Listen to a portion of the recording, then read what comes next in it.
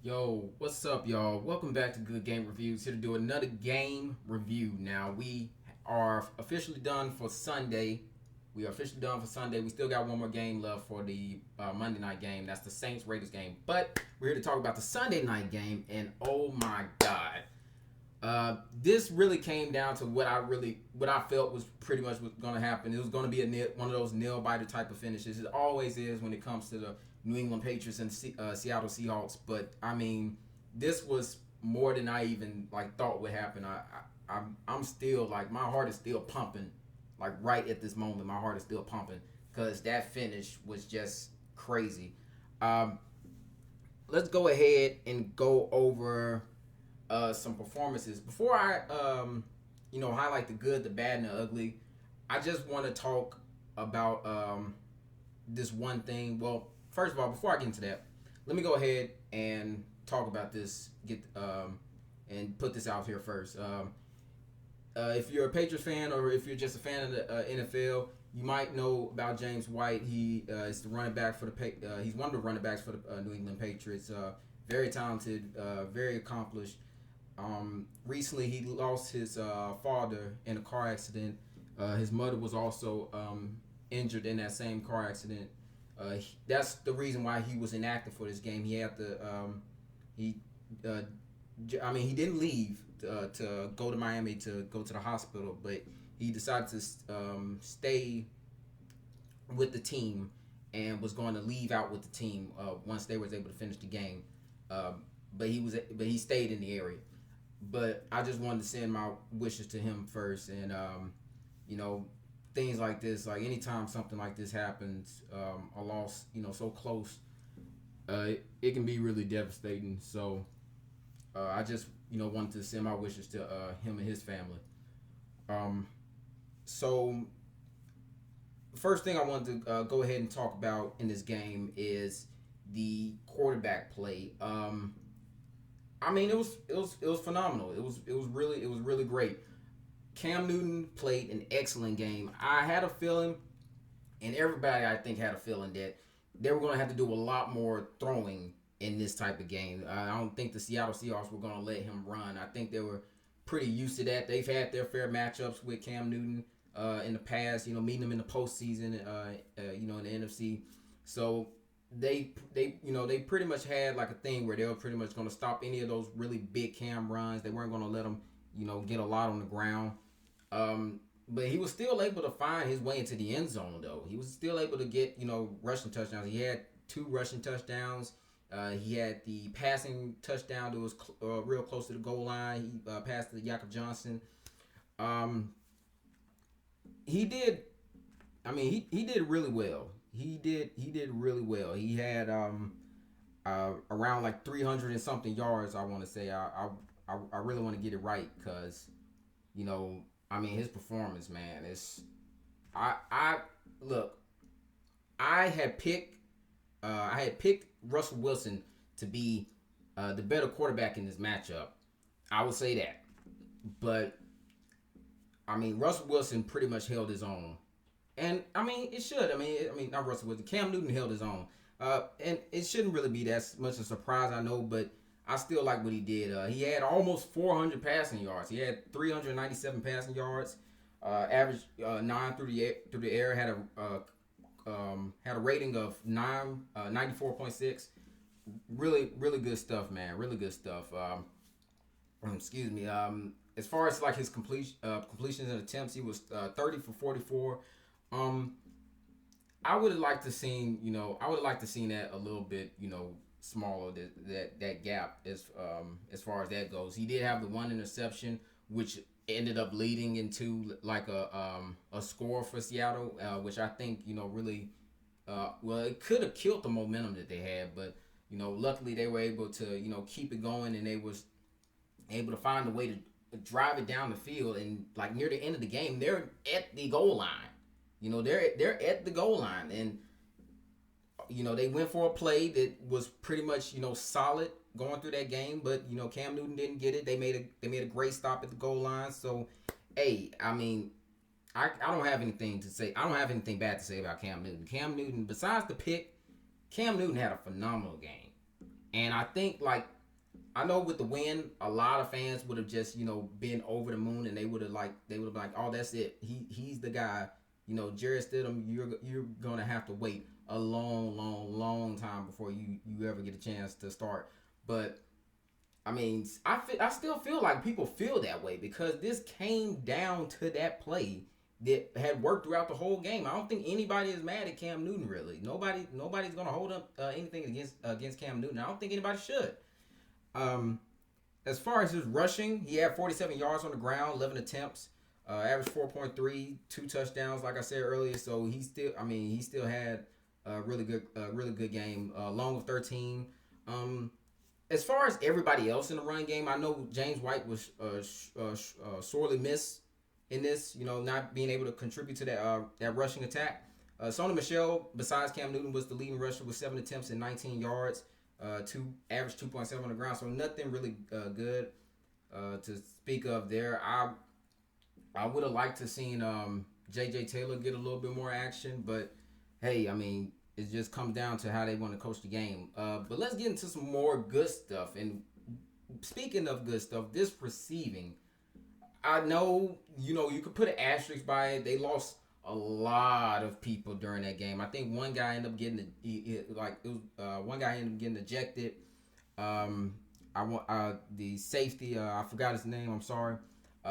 He ended up getting ejected during the game. Yeah, it was a helmet to helmet against Nikhil Harry. And you can't have that. You can't have that. I think his name was Quandre Diggs. Yeah, he had got ejected. He was pretty much the first guy to go. It wasn't an injury. It was just he got ejected. He had to go. He had to go. After I saw that hit, I was like, yeah, get him out of here.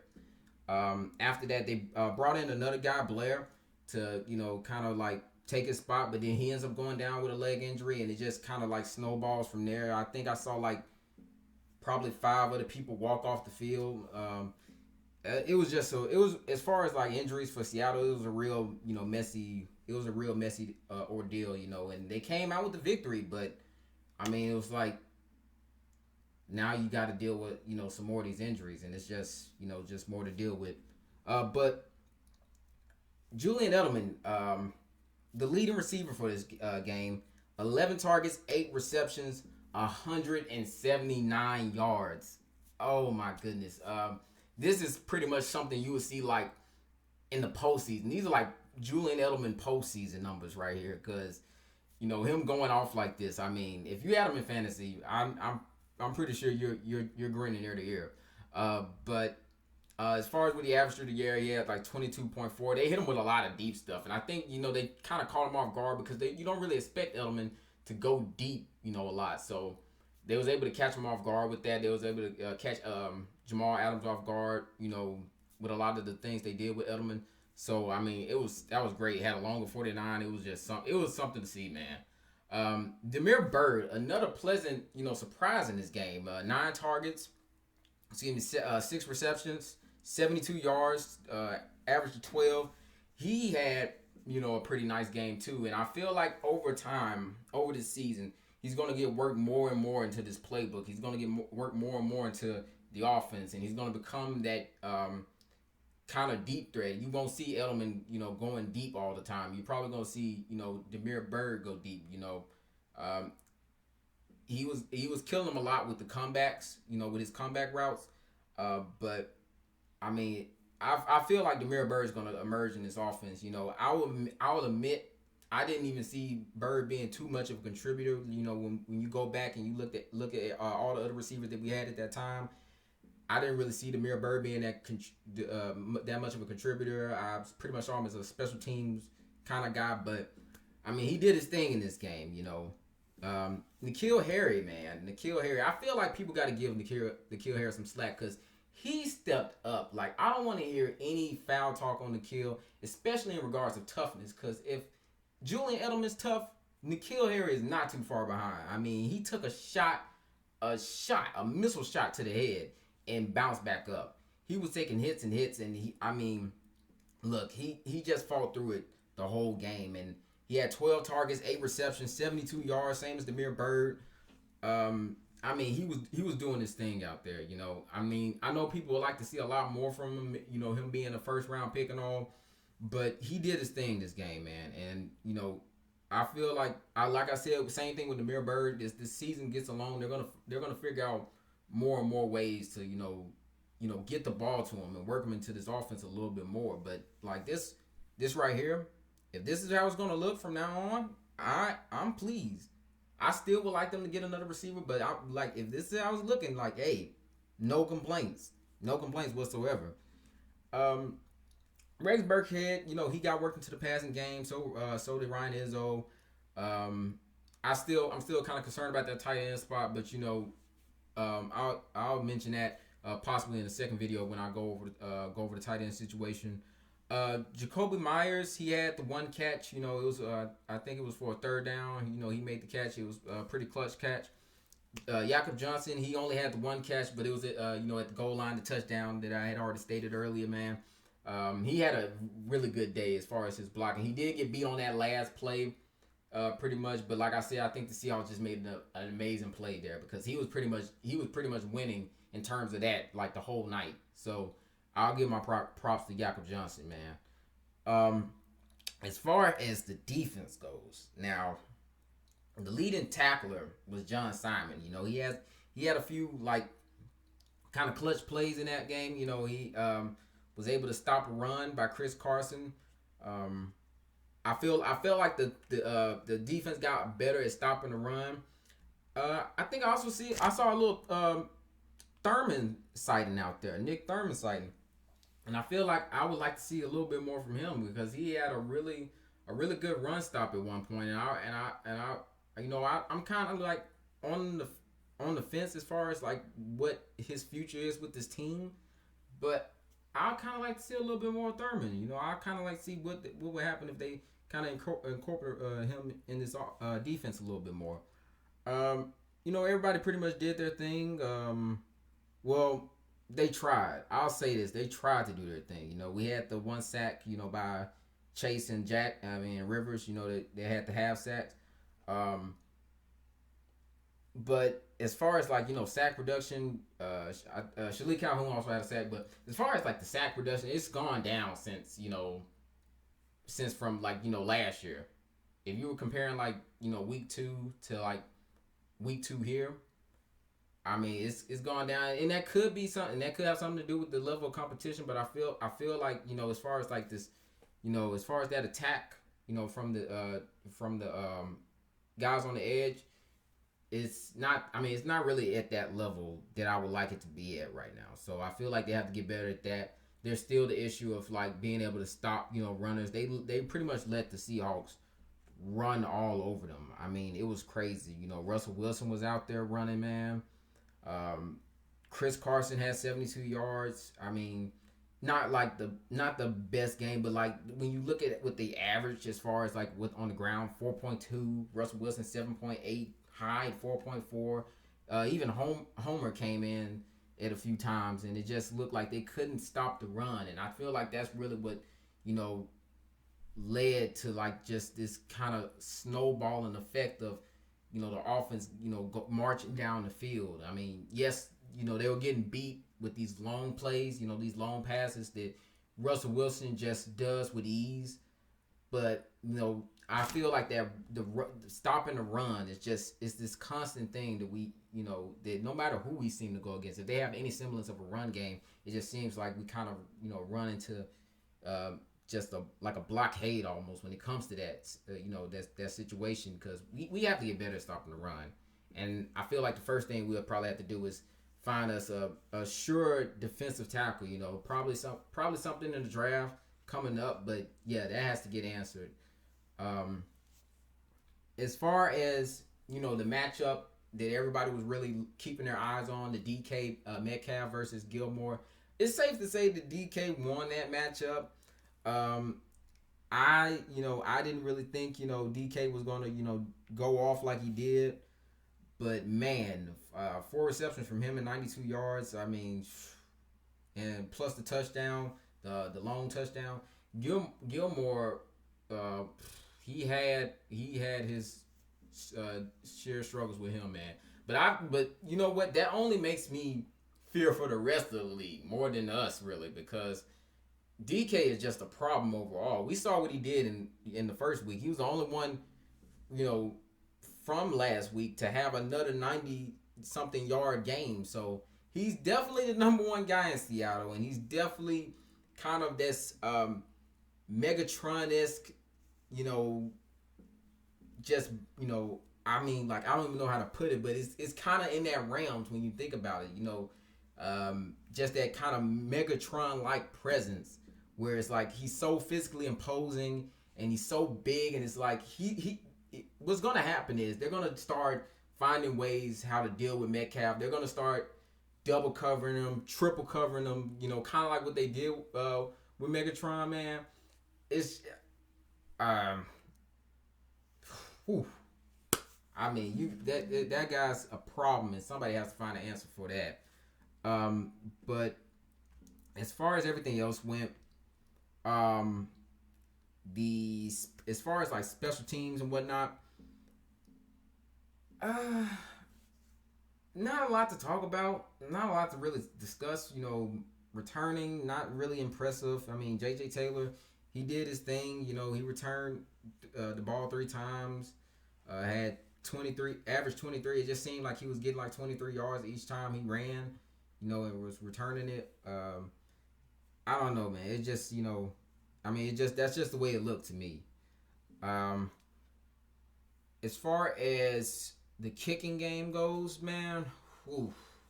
Oh, man. I had a rage moment. I have to admit, I had a true rage moment looking at Nick Folk. And if you think about it, that's 3 points. That's 3 points. 1, 2, 3. That is wiped away from this. So you think about it. The drive that they had to go down, add 3 points to this final score. Now the final score is 30-35. Seahawks winning. But you add 3 points to that, that's 33 instead of 35. They marched down the field, a few seconds left, timeouts are being burnt, all of that good stuff.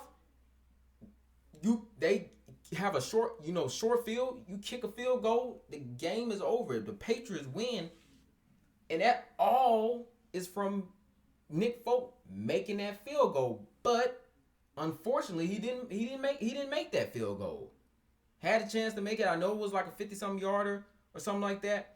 But, I mean, come on. It didn't even look close. It didn't even look close. And forget the defensive line. Forget the receivers. If there's one thing that I feel like they have to answer, and I mean like answer quickly before you get like deeper into the season, it is the kicking situation. Go into free agency. Find somebody.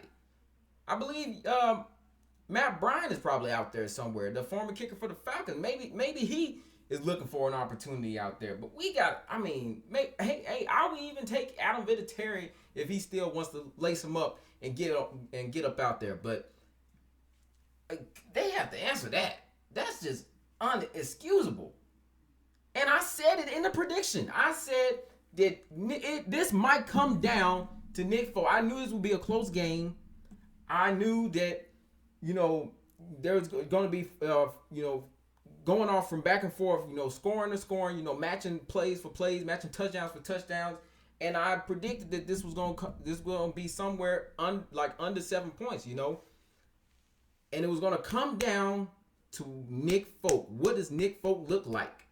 And once again, when he had the opportunity to make the field goal, he just completely whiffs it. I mean, something has to be done. I'm sorry. I know this is really long. This is a long rant, and I'm pretty sure some of y'all feel me on this. But something has to be done. He cannot be allowed to do this. We got harder games down the line. We got more competition down the line, and it's going to come down to situations like this.